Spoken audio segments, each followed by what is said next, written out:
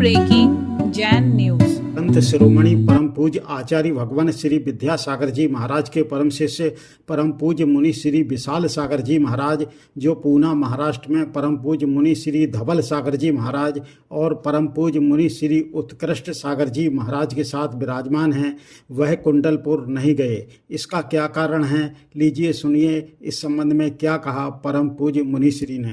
महाराज श्री सुनीता जी जैन पूछती हैं कि आप कुंडलपुर नहीं जा पा रहे हैं तो आपको कैसा लग रहा है गुरुजी? क्यों जले पे नमक छिड़कते हो?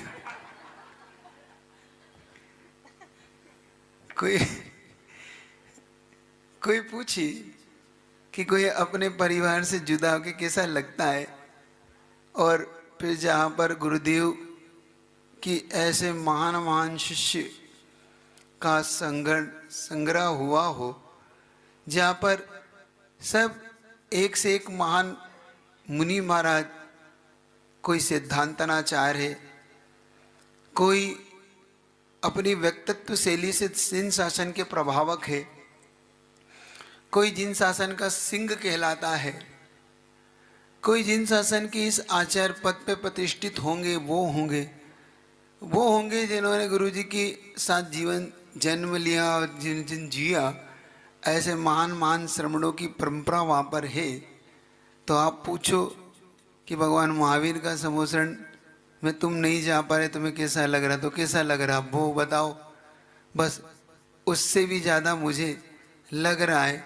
लेकिन एक बात का मुझे गहरा संतोष है कि गुरुदेव के बताए हुए उस कर्तव्य को मैं कर पा रहा हूँ, बस ये मुझे सबसे ज़्यादा संतोष है। लग तो बहुत रहा है, मन बहुत उछल रहा है जाने को तो, लेकिन गुरुदेव ने जब सिरपुर में उत्कर्ष सागर महाराज को दीक्षा दी थी, तब गुरुदेव ने कुछ संकेत बड़े महाराज वीर सागर महाराज को दिए थे कि देखो, वृद्ध सेवा महान सेवा है। क्योंकि हम लोग जब बैठे थे तो गुरुदेव हम सबको कह रहे थे, देखो उनकी उम्र 84 साल के आसपास हो रही है और वो इस समय दीक्षा ले रहे हैं। जब उनकी आप सेवा करोगे तो गुरुदेव के शब्द आज भी मेरे कान में गूंजते हैं। जब मैंने कहा आचार्य भगवान आपकी सेवा हमें कैसे मिलेगी, तब गुरुजी ने कहा था तुम उनकी सेवा कर लेना, ये मेरी ही सेवा है।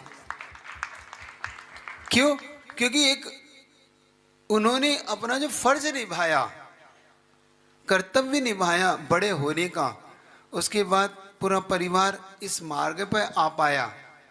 तो गुरुदेव कहते थे उन्होंने ही तो हम सबको इस मार्ग पे भेजा। जो अंतिम प्रवचन उनका उत्कर्ष सागर जी की दीक्षा वाला आप सुनिएगा, कभी आपको कहीं मिल जाए तो, कितना स्पष्ट पहली बार मैंने देखा कि गुरुजी ने अष्टगे परिवार के सदस्य का जो उपकार माना, वो माना उत्कर्ष सागर महाराज का उपकार माना जब वो महावीर थे। उस दिन का प्रवचन मुझे बड़ा गहरा प्रभाव छोड़ गया। तो उनके बताए उस कर्तव्य को निभाने के लिए हम धवल सागर जी और मंथन सागर जी तीनों हम रुके हैं कि नहीं। और मैं ये भी नहीं चाहता था कि मेरा कारण या मेरी थोड़ी सी जिद के कारण, क्योंकि मैं जिद कर सकता था कि नहीं मैं भी चलूँगा, जिद धवल सागर जी भी कर सकते कि हम भी चलेंगे, लेकिन बात इतनी सी थी कि नहीं, गुरुजी की जो हमने कर्तव्य सौंपे तो उसके लिए शिष्य सर्वस्व त्याग कर सकता है, बड़ा से बड़ी चीज भी त्याग कर सकता है। अब मैं गुरुजी के शब्दों का और क्या प्रमाण दूं कि उनके शब्दों को किसा शिष्य पाल लेता है, उनकी आज्ञा को पालने के लिए हर कुछ करने को तैयार हो जाता है। ये उनके दिए हुए संस्कार हैं। तो बस उन्हीं संस्कारों के कारण मैं रुका, हम सब और रुके पूरा। और सही मायने में हमने बड़े महाराज को संकेत भी। संत शिरोमणि परम पूज्य आचार्य श्री विद्यासागर जी महाराज का एक ऐसा आश्चर्यचकित करने वाला संस्मरण सुनिए पूज्य मुनि श्री विशाल सागर जी महाराज से कि जब आचार्य श्री आहार हेतु अचानक एक चौका छोड़कर पहुंच गए दूसरे चौके में। लीजिए सुनिए। उन्हें जब सोचा कि नहीं, जब चक्रवर्ती भी ऐसे कठिन चर्या को पालता है जिसकी क्षुधा क्या मिटती होगी आपके भोजन से, फिर भी वो उस क्षुधा परिचय को जीतता है। सुन रहे हो? तो गुरुजी ने ऐसा विचार करके कि जब अपन ज़्यादा बड़ा काम नहीं कर सकते तो एक चौके का नियम ले लिया। और जब चौके का नियम लिया तो कहते कि तुरंत परीक्षा भी हो गई। तीनों महाराज का दूसरे या तीसरे दिन ही अलाभ हुआ, मतलब तीनों को चौके से लौटना पड़ा। और तो ये ऐसा कठोर नियम ले लिया गुरुदेव ने। लेकिन नियम ले लिया, लेकिन उनके चर्या में अपने लिए कठोर है, श्रावक के लिए कठोर नहीं है। क्या? अपने लिए उन्होंने जरूर नियम लिया कि मैं पड़घान जिसे दूंगा वो एक चौके के मैं जाऊंगा, दूसरे में नहीं जाऊंगा। और कई बार ऐसा हुआ कि उन गुरुदेव के पड़घान के बाद श्रावक उलझ जाते थे आपस में कि गुरुजी ने हमें दिया, उसने कहा हमें दिया, क्योंकि जब पड़घान होता तो दोनों एकदम सट के खड़े हो जाते और परिक्रमा एक साथ लगा के आचार्य जी इधर चलिए, वो कहता आचार्य जी इधर चलिए, हमने पड़घान।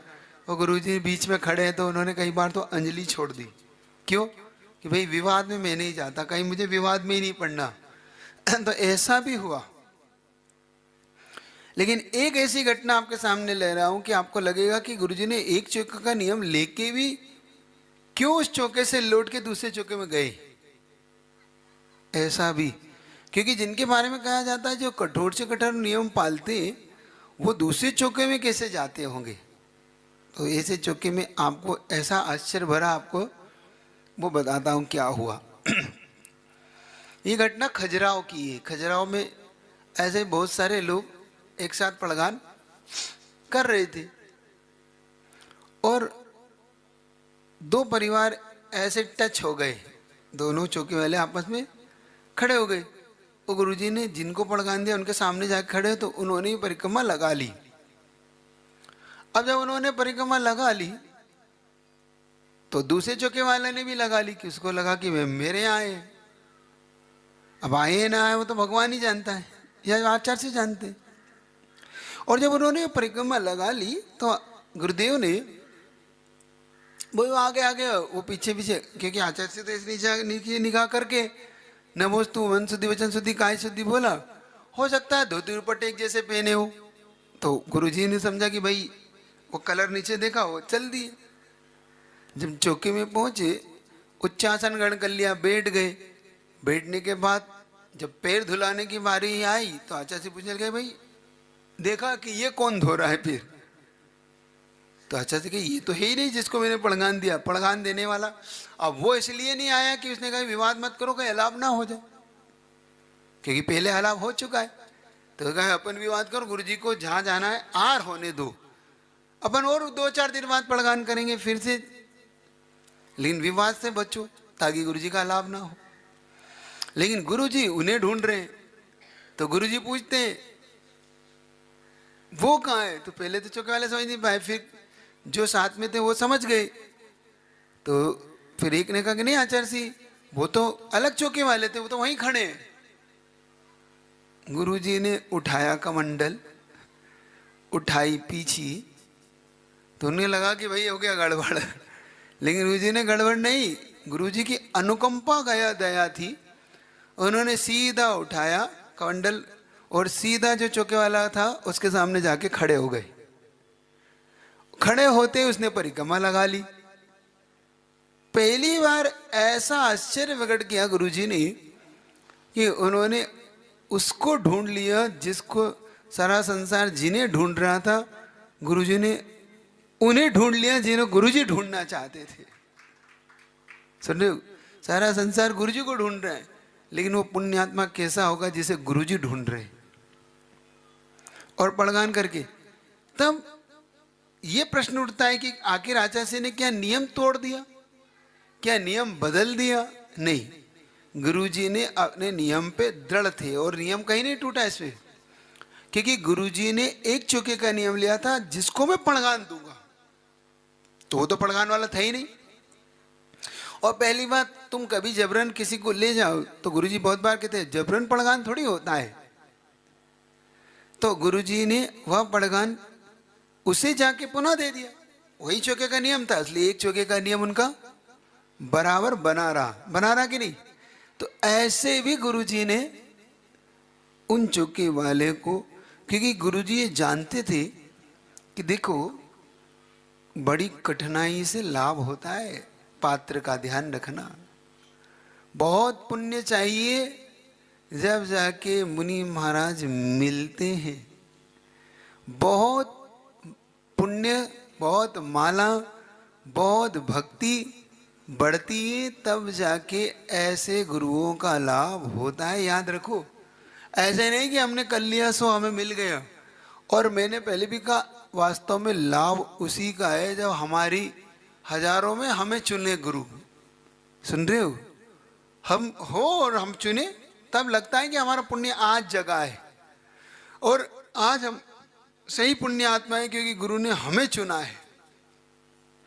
वो विशुद्धि और वो जो पुण्य बढ़ता है वो अद्भुत होता है।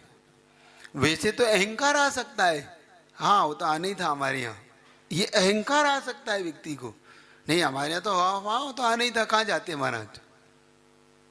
कोई बात नहीं, आपका ही घाटा है, महाराज का घाटा नहीं है, क्योंकि साधु को तो चर्या करना थी, यहाँ करे चाहे वहां करे, लेकिन पुण्य किसका बढ़ेगा? वो आपका। पुण्य में वृद्धि किसकी होगी? वो आपकी। तो गुरुजी का जो दया और अनुकंपा का नेचर रहता था, तो वो कठोर चर्या स्वयं के लिए करते थे, दूसरे के लिए तो वही अनुकंपा, वही करुणा, वही दया उनकी हमेशा हमेशा बरसती रहती थी। क्योंकि क्यों बोल रहा हूं मैं, एक और आपको घटना सुना था। जिस समय गुरुजी पहले, अभी तो एक चौके का नियम लिया, पहले ऐसा भी था गुरुजी पहले एक चौके का नियम नहीं था। 90 से पहले गुरुजी लौटते थे। जब एक चौके का नियम लिया, इस मुक्तागिरी से पहले दूसरे चौके या तीसरे चौके तक भी गुरुजी चले जाते थे। तो गुरुजी ने एक बार ऐसा भी घटना घटी कि उन्होंने एक पड़गान दिया एक चौके में, और ब्रह्मचारिणी बहन ने पड़गान किया उस दिन। अब जब पड़गान किया तो पड़गान करने के बाद पहले क्या होता था, बाहर एक थाली रखी होती थी, वहीं पाद प्रक्षालन करके फिर अंदर प्रवेश हो जाता था ऐसा। और एक वहाँ कुर्सी रखी रहती जिस पर गुरुजी बैठ जाते थे, पाद प्रक्षालन होता था, फिर गुरुजी को अंदर ले जाके पूजन करके फिर आहारदान करते थे। संयोग की बात है कि उस दिन चूंकि गुरुजी को पड़गान करने के बाद हड़बड़ाहट तो आपको होती है, जल्दीबाजी तो आपको होती है, तो आप बहुत सारी क्रियाएं आप भूल जाते हैं। कभी पूजा करना, कभी पाद प्रक्षालन करना, कभी कभी तो उच्चासन के नहीं भूल जाते। आप खड़े है, साधु तो खड़ा ही है, होता है ना, बहुत बार ऐसा होता है। अब वो खड़ा हूं मैं कि ये बोलेगा तो मैं बैठूं, अब वो पाटा उठा के ऊपर नीचे कर रहा है, वो कह रहा है कि महाराज आप बैठ क्यों नहीं रहे, तो मैं कह रहा हूं आप बोल क्यों नहीं रहे। आप बोलो तो मैं बैठ जाऊंगा, मैं जबरन कैसे बैठूं आपके यहाँ पर, है कि नहीं? क्योंकि ना मेरा पाटा है ना मेरा आपका घर है, आप कहिए उच्चासन ग्रहण करिए तो बैठ जाऊंगा। लेकिन वो पाटे को नीचे से देखता है, ऊपर से देखता है, आगे से खसता है, पीछे खसकाता है, और मैं कहता हूँ कुछ मत करो, बस इतना बोल दो, है ना। अब उसे लगता है महाराज जी शायद क्यों नहीं बैठ रहे, भाई आप बोलो तो कई बार आप लोग ऐसी चूक करते हैं, है ना। तो ये चूक मत करो, महाराज को बोलो, निवेदन करो, उच्चारण ग्रहण करिए। महाराज ऐसे दरवाजे पर खड़े रहते हैं, आप आने को नहीं बोलते, वो कहते हैं महाराज आ नहीं रहे, अब आए कैसे, कहिए ना आइए महाराज, घर में प्रवेश करिए, है ना।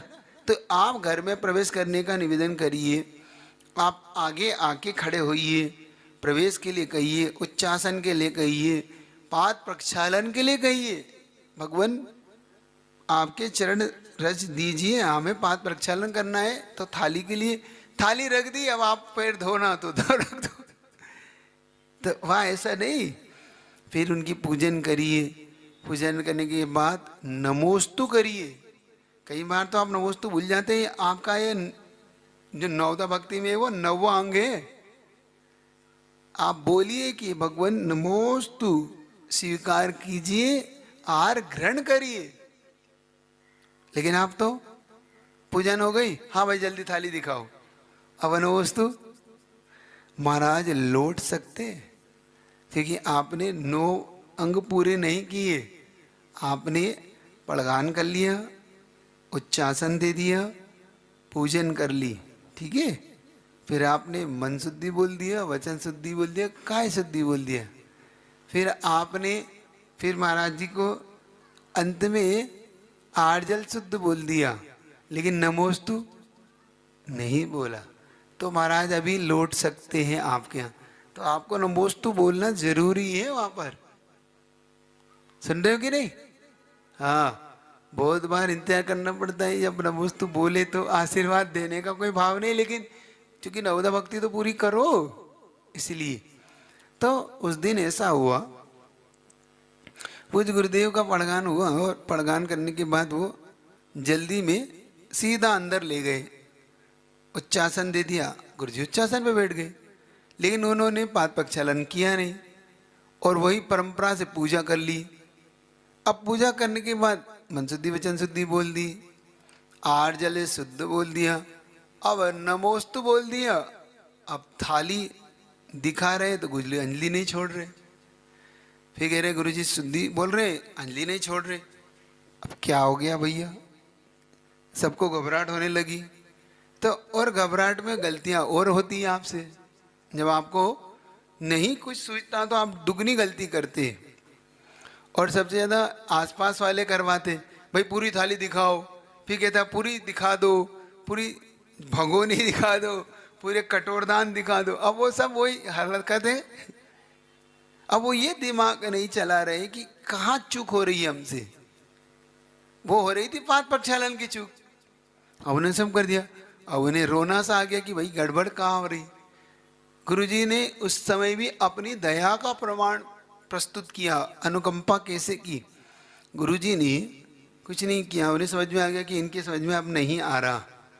गुरुजी ने बाहर की ओर देखा तो वहाँ देखा कि हाँ थाली रखी हुई है और टेबल ले। तो गुरुजी ने पीछे उठाई तो उनका ब्लड प्रेशर बढ़ गया कि अब गुरुजी गए, लौट गए। लेकिन गुरुजी ने सीधा पीछे उठाई और जाके टेबल पे जाके बैठ गए। टेबल पे बैठते उन्हें समझ में आ गया, अरे पाद प्रक्षालन तो किया ही नहीं हमने। और जैसे पाद प्रक्षालन किया, गुरुजी वापस आके चौके में आ गए और आहार कर लिया। तो गलती में भी गुरुजी अपनी अनुकंपा बनाए रखते, लेकिन वही गलती क्षम्य जो क्षम्य करने योग्य है। सुन रहे कि नहीं? तो ऐसी गलतियां मत कीजिए। थोड़ा सा सावधान होके, थोड़ा सा विवेक का प्रयोग करें, थोड़ा सा अपने आप को शांत बना के वहां पर विचार करें कि हमने क्या किया है क्या नहीं किया। मतलब एकदम हाइपर होना, एकदम से हम बिल्कुल विवेक खोकर, जबकि आपके दाता के गुण हैं, आलोल्य गुण, विवेक गुण, क्षमा गुण, सुन रहे हो? और वहां पे कुछ का कुछ कर रहे हो, कुछ उठा रहे हो, कुछ पटक रहे हो, कुछ गिरा रहे हो, फिर सवारी सवारी सवारी है ना, यही करते हो ना। तो इससे आपके लाभ में कमी होती है और आपके नंबर कटते हैं। सुन रहे हो? आपके नंबर भी कटते हैं, तो नंबर मत कटाइए, पूरा लाभ लीजिए, पूरी तरीके से कीजिए। चलिए, आपका प्रश्न का समय हो रहा है, तो आप अपने दिमाग में रखेंगे। अब गुरुजी का ही एक चुके का नियम, फिर भी अपने लिए जो सरल चर्या करते थे, लेकिन लोगों के लिए सरल और अपने लिए कठोर, इस प्रकार से कई बार गुरुजी का हुआ। उन्होंने कभी कभी तो अपने रोग को दूर करने के लिए भी गुरुजी के लिए औषधि दी गई, लेकिन जो त्याग था वो त्याग था, उन्होंने उसका अलाप कर दिया, लेकिन उससे कोई एडजस्टमेंट नहीं करते थे। ये गुरुजी का बहुत बड़ा गुण था। इस गुण को समझने का, चर्या को बहुत कठोरता से भी, लेकिन अपने लिए कठोर और दूसरे के लिए मृदु, आगम का जो वाक्य है उसका वो गजब का ध्यान रखते हुए चर्या करते थे। और ये भी वो याद रखते थे कि किस प्रकार से आगम में क्या कहा है। ठीक है, तो आगे भी आप लोग भी इसका ध्यान रखा करो। कहाँ आप गड़बड़ कर रहे हो। और विशेष तौर से आहारचर्या तो बड़ी सावधानी वाला मैटर है। मतलब एक प्रकार का ऐसा प्रैक्टिकल है, जैसे गुरुजी कहते थे आपका ऑपरेशन थिएटर होता है ना, ओटी, उससे भी ज़्यादा सावधानी रखिए आहार दान के अंदर। इससे भी ज़्यादा, उससे ज़्यादा लाभ आपको, सही लाभ तो तब होगा, वरना सिर्फ औपचारिकताओं में रह जाओगे।